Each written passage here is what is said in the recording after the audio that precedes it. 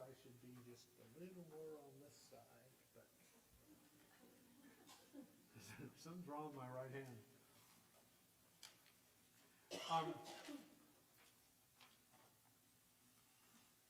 This week we're doing peace. It's the second candle as we prepare. Advent means arrival. And so what we're doing in our mind with Advent, the intention is that we prepare for Jesus' arrival. And in Isaiah, one of his names was the Prince of Peace. In fact, peace was a major theme in everything that Jesus did and how his disciples interpreted his work on earth. And that's kind of your takeaway thought. If you buzz out now or fall asleep, just remember that peace is work. Peace is work. I'm not trying to go 1984 on everybody, or what did Orwell? War is peace. And the reason he said that, this is your little literature lesson. The reason he said war is peace is because then we could have a common opponent. And as long as we were at war, we were fighting a common opponent and we would be in peace. So that's not what I'm saying. What I'm saying is peace is work. It takes work to maintain peace. And I think that's kind of what Jesus was talking about. I'm getting rid of this thing right now. In John 14:27, and you remember in John 14 what had happened was Judas had already left to go and betray Jesus. And Jesus had just shot down Peter when Peter said, I'll die for you. And Jesus is like, really? Before the rooster even crows this morning, you're going to deny me 3 times. And so they were all in turmoil, and that's why he starts off John 14 with, don't worry. But in 14 verse 27, it says, I'm leaving you with a gift. Jesus says, I am leaving you with a gift. Peace of mind and heart. And that peace I give you is a gift the world cannot give. So don't be troubled or afraid. Meaning, you can't get this peace by any kind of system or any kind of declaration or anything. It's a peace that Jesus is leaving with you. The work comes on our part is to maintain that perspective because the world jumps in on us at every corner. Right now we're being inundated with Christmas ads. So, right, I don't really watch that much stuff. It's just Christmas time, so I figured there has to be Christmas ads somewhere. And so the whole purpose is to make you feel angst so that you go out and spend your money unnecessarily on gifts that you will call Christmas. You won't have any peace about the giving. It'll become more of a chore, and you'll actually regret and spend too much money on this, and it just, everything that Jesus came to prevent. And so you have to work at keeping the advertiser's sense, what they're trying to do, their intentions at bay. They're not allowed to touch you. You don't have to give a gift to anybody in reality. And they don't have to give you one. That's not what Christmas is about. Of course, if I don't give out gifts, then people get mad. So we give out gifts. But that's what the work is. Jesus left us with a gift. Jesus left us with a gift. And it's a gift that the world cannot give us. And so nothing you can do in this world will ever facilitate you getting Jesus' peace. It's something you have to find. There's something you have to believe. What is it called? Luke is autistic, and he's low-functioning autistic, but they also have high-functioning autistics. One who can talk and do things and whatever, they function. There's also a concept called high-functioning anxiety, where you're able to live a life of total anxiety, where all you're doing is being worried and shaking and sleepless nights and concerned and trying to get into every situation and control everything. You're a high-functioning, anxious person. And that's the state people want you to live in. But as long as you function, and that's not the peace Jesus wants for you. He wants you to let go of that. Trusting that what Jesus did is enough. Trusting that there's no other value on earth other than what he thinks of you, and he thought enough of you so that he would die for you. That's peace. Got it covered. And we do have work to do, but we work out of peace. We work out of peace. We work at peace. And so one of the great contradictions, well, no, actually the effort part. Matthew 5:9, it says, God blesses those who work for peace. Work for peace. For they will be called children of God.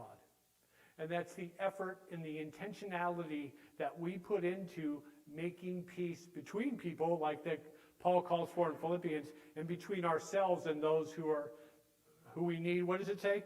If you know that somebody has something against you, Jesus said, and you bring your gift to the altar, just leave your gift at the altar, because it doesn't mean anything until you can settle the peace between you and your adversary. At least give it your best shot. You can't control other people, but you have to have a clear conscience that you've done everything you can to facilitate peace and understanding between you and the person that you have. If you haven't, don't bring your gift to the altar, because you're not following who God is. You're making up your own things. And that's the problem. We look for peace. We look for identity. We look for value in things that are not of Jesus, because Jesus doesn't offer the same value that the world offers. And then in Matthew 10, Jesus says a great thing. He says, don't imagine that I came to bring peace to the world. I came not to bring peace, but a sword. And it's like, okay, Jesus, you're playing with my mind again. I just read up there where it says, I'm leaving you with a gift, peace of mind. And then I read here and it says, you didn't come to bring peace, but a sword. But you have to look at who he's talking to. If you're a follower of Jesus, if you believe in Jesus, he's offering you peace. He's got you covered. No matter the circumstances we find ourselves in, no matter the twists and turns and the bumps and all that stuff. In Matthew 10, he's telling his disciples, I didn't come to bring peace to the world. I brought a sword. Because, see, as followers of Jesus, we work against the world's values. We separate ourselves from the world's values. We don't fall prey to the value of possessions. We don't fall prey to the value of money. We don't fall prey to the value of clothing, identifying ourselves. We all want good clothes. We all want a cool car, but having a cool car doesn't make you better. We separate ourselves from that so that we can love each other and we can love those who we don't like, love our enemies. We clear ourselves from all the world values, and it takes work. He brought a sword. We, by working to follow Jesus, become a stench to the values of the world. That's why they killed him. They didn't kill him because he gave lame sermons like me, or I'd be dead. But they killed him because they threatened their power. The Pharisees, the Romans, they knew, and someone mentioned it this morning, that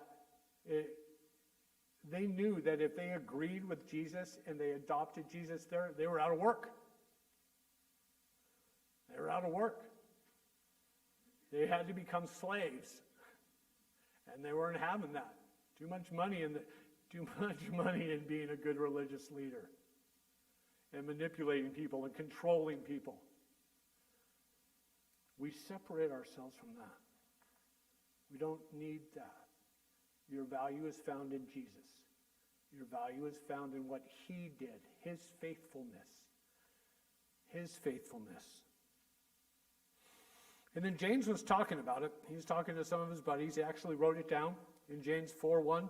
It says, you know, guys, gals, what's causing all the quarrels and fights among you? Why are you guys always fighting and quarreling about stuff? Don't they come from the evil desires at war within you? You want what you don't have, so you scheme and you kill to get it. You're jealous of what others have, but you can't get it, so you fight and wage war to take it away from them. Yet you don't have what you want because you don't ask God for it. And even when you do ask, you don't get it because your motives are all wrong. You only want what's going to give you pleasure. We all just want the easy path. Unless we know that at the end of the rough path, there's a payday. Then we'll take the rough path. If we don't know that at the end of our path that we're not going to sacrifice for nothing.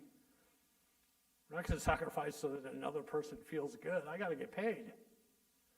I need some kind of accolades. I need some kind of value. I need some kind of recognition. Then heck yeah, I'll do whatever it takes. But if there's none of that, if you're working to be a slave like Jesus wants you to, it's like,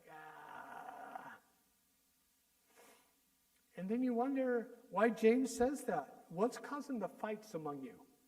It's inside of you. It's not the person that you're dealing with. The struggle and the separation and the anger and the frustration, it's just you're revealing your heart.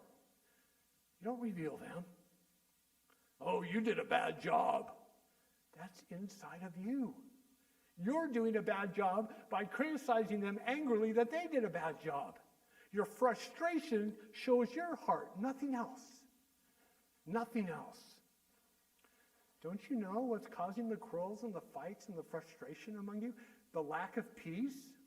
It's not outside. It's not the world. It's not who we vote for. It's not the laws they pass. It's not what party you follow. It's not what anything. It's in your heart. You want something that you don't have, whether it's respect or identity, or someone told you had a big nose when you grow up and so you need a nose job and you're ashamed. It's inside of you. Nobody else. You don't have any power to tell anybody how to lead their lives, ever. Even if you're in a position of power.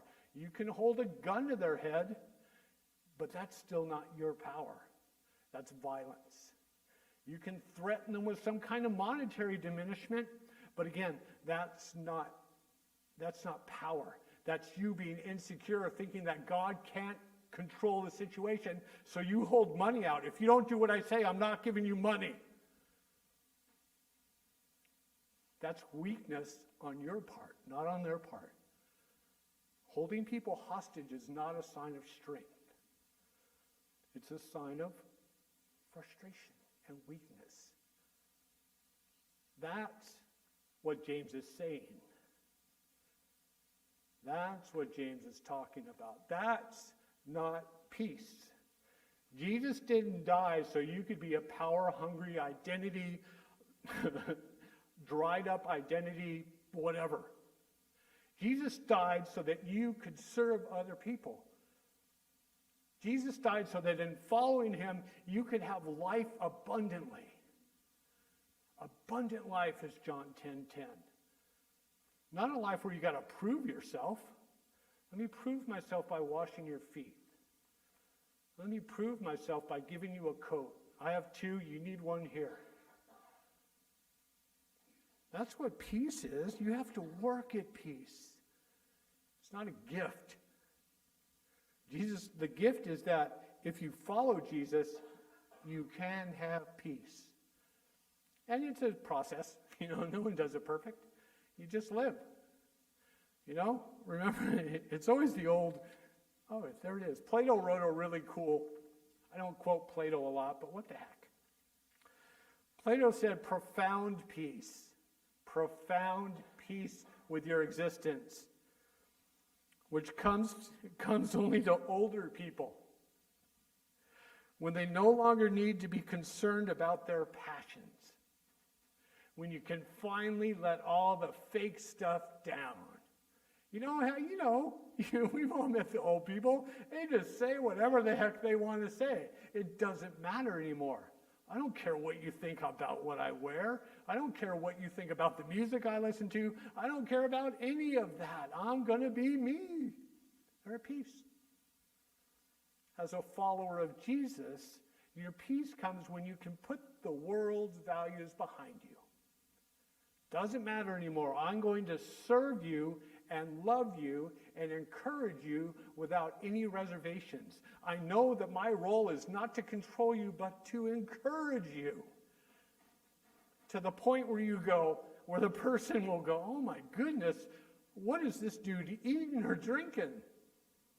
I want that. I want to be peace. I want to give peace. But you don't find it out until you're too old. You know, you spend 95 years living on your passions, and then when you're 96, you're like, dang, I should have been living like this my whole life.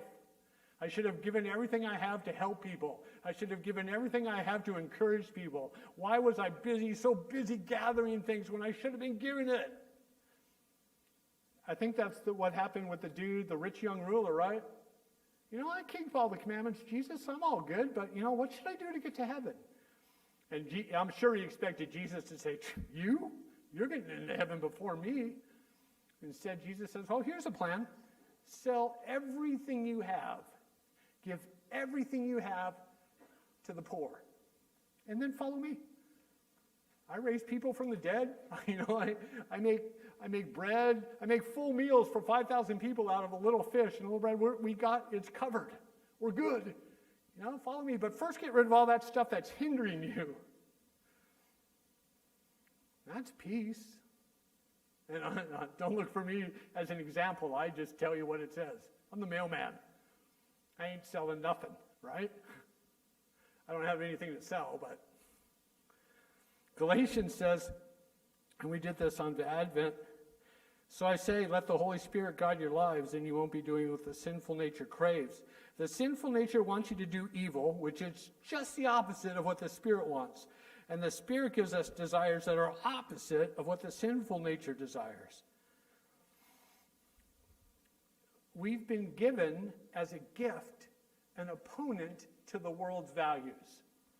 So when the world tells you, you need this, or you must act like this, we've been given a gift where we can say, no, that's not correct. The King, Jesus, said, this is most important, not your values. And that's a gift. We have an opponent now to the world's values that we can source. We have the opportunity to have peace. And if you remember your story about Adam and Eve, this is what happened. You have an opportunity for peace, or you have an opportunity to take it into your own hands, and you decide you have the knowledge of good and evil. Eat from that tree, and you'll be like God. Except, you're not. We have that opportunity in you as a follower of Jesus. You've been given an opponent to the world's values. You no longer have to feel ashamed about anything. You no longer have to feel ashamed about helping people. You no longer have to feel ashamed about worrying about them more than you. You just don't have to be frustrated and angry anymore. You can have peace. It doesn't mean life's easy, but you have a moment to take a pause and take a breath and ask the Holy Spirit. Not everyone has that. Not everyone has, and I'm not trying to say, heaven and hell, who's saved, who's not saved. If you're here at church today and reading your Bible and studying and thinking, you have that opportunity. Jesus isn't going to put a false promise out in front of you. He said he's left you with the gift of peace. You use that peace to fight against the world. It's work. It's work. So how do you do it, though? That's my question. Here's one, Colossians 3. This is Paul. It says, since God chose you to be the holy people he loves you. We've been over that. You must clothe yourself with tender-hearted mercy. This is what he says, clothe yourself with tender-hearted mercy, kindness, humility, gentleness, and patience. Otherwise, you're not doing it. It doesn't say clothe yourself with anger and judgment and whatever else you decide to judge people with. Make allowances for each other's faults and forgive anyone who offends you. And this is a hard one when you're me, because I have no faults. But I have to make allowances for other people's faults because I know they're not me. So I do. I forgive you for not being me, all of you. Diana's laughing. Remember, forgive anyone who offends you. How can you be offended? What is someone going to say to you that's going to offend you? I'm offended that you think I'm bald. You know what? Honestly, when your value is in God and it's Jesus living in you and you have the Holy Spirit of creation in your heart, what is anybody going to say that's going to offend you? I don't like those shoes. You know, it's ludicrous. You did a bad job. You made a mistake. Yeah, I made a mistake. Who cares? Like you don't. It says, forgive me your faults. I'm the only one here who doesn't make the mistakes because I'm the pastor. I forgive you your faults, all of you. It says, remember the Lord forgave you. The Lord forgave you, so you must forgive others. Why? He saved you from death. And you're gonna criticize somebody because they don't like vanilla ice cream? Above all, clothe yourselves with love, which binds us all together in perfect harmony. Even if we can't figure out the harmonies. And let the peace that comes from Jesus rule in Jib. Sorry, my typing's not always perfect. In our hearts. For as members of one body, we are called to live in peace. We are called to live in peace. We are called not to let the world's values get in this room. The world's values cannot get in this room. It's up for you. It falls on you to do the internal work, because any of the values of the world that creep in here come in a person's heart where they haven't done the work to get rid of those values. The anger, the frustration, all of that stuff is in you. It's in you. Always be thankful. Oh, look, I got a gift. I didn't even see that. I got another gift under the tree. Hope was last week. Hope is empty. But this week I got peace. Wow, feels like somebody might have already opened this. Dave. Let's see what's in the peace box, shall we? Oh, well, that makes sense. There's Jesus. Jesus he's the Prince of Peace. He's the author of our peace. Can you stay there, buddy? Yes. Wow, there's a lot of stuff in here. He must really want us to have peace. There it is. There's a little cross. That's what it doesn't. A cross doesn't have to be 20 feet high to be impressive. A cross is a sign of sacrifice, where you forgive somebody even if they don't deserve it. It cost Jesus his life. He was nailed to a cross. That's not going to stand up. Can you hold that? And then what's really cool for peace is a little Bible. You know why? Because the whole Bible, from Genesis to Revelation, it's just a story about Jesus. It's just a story about Jesus. Nothing in there you can argue about unless you're some kind of scholar who has nothing else to do. Well, I think it says this, so I think it's like, just by the fact that you're arguing and splitting and angering shows that you don't have a clue what's in here. We'll put that there. Oh, a church. This is a place where we can gather. It's not important. It's important because the people in it are important. That's its value. It's a place where we can meet. And it is valuable, and I love the blue Jesus all lit up now, and I love the windows, and I love the decorations, and I love the building. But I'm in here alone, and it's not as valuable as when you're here. When you're here, it reaches its true value because you bring God in with it. Oh, and look at this. This is so cool. Whoever did this box is really brilliant. Look at it. It's a little table with chairs. Oh, you got to have something on the table where we can meet. Here's some bread. Oh, this is cool. And there's a bottle of something. It says made in Kentucky. Should I be worried? Anyway, we'll put that there. Oops. It acts like somebody from Kentucky, too. Oh, you know what? This goes over the church. There we go. And you can sit there in the shade and eat because the main thing is Jesus died on a cross so we could meet together, read about him, and meet together and dine at a table, which you rarely see Christians meeting in the Bible where they aren't eating. That's the whole point of the thing. And this is what he's given us to do, work. It's a little tractor. He gave us a tractor to remind us that we need to work at peace. It just doesn't happen. I'm not sure about this. It's a snowman. But we'll put it right there. And what's funny, I'll throw peace right under there. What's funny is if you look at the gifts that he's given us, that's what it looks like. It's a table. If it was a true communion table, it would be big enough for all of us to sit at.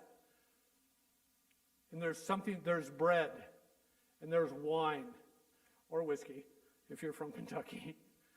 And it's Jesus' body and Jesus' blood that we have. And we can sit, and we can meet together, and we can agree that what he's done for us, we can never do for each other. What he's done for us, we can never do for ourselves.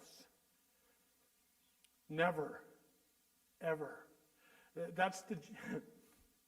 I was at church the other night listening to a sermon, and the guy talked about how a pastor had a moral failure. And, the guy was trying to be all mean.